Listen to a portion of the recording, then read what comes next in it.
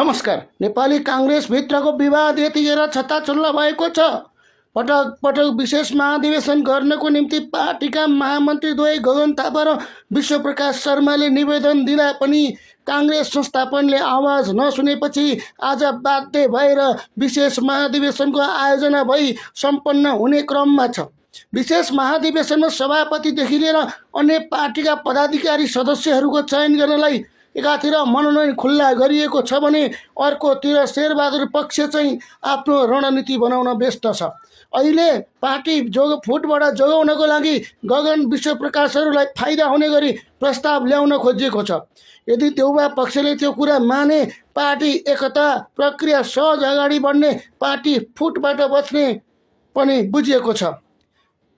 त्यसैगरी विशेष महाधिवेशन स्थलबाट चन्द्र भण्डारी र सुनिल शर्मा निस्केका छन्। उनीहरूले भनेअनुसार आफूहरू विशेष महाधिवेशनको पक्षमा भए पनि पार्टी फुटाउने पक्षमा नरहेको भन्ने वक्तव्य सार्वजनिक गरेका छन्।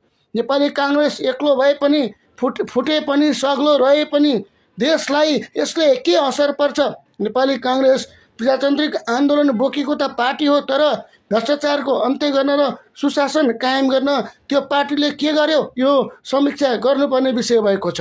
निरङ्कुशताको विरुद्धको आन्दोलन, लोकतन्त्र प्राप्तिको आन्दोलनमा नेपाली कांग्रेसले योगदान गरे पनि सुशासन कायम गर्न, भ्रष्टाचारीहरूलाई कारबाही गर्न नेपाली कांग्रेसले के कस्तो योगदान गरेको थियो त्यो भने हामीले समीक्षा गर्नै पर्ने हुन्छ। अब नेपाली कांग्रेस जुट्छ कि फुट्छ भनेर प्रश्न चिन्ह उठेको छ।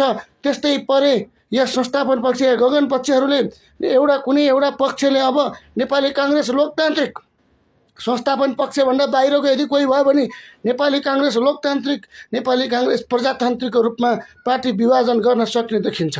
अब के हुन्छ हेर्न बाँकी नै छ। धन्यवाद, नमस्कार।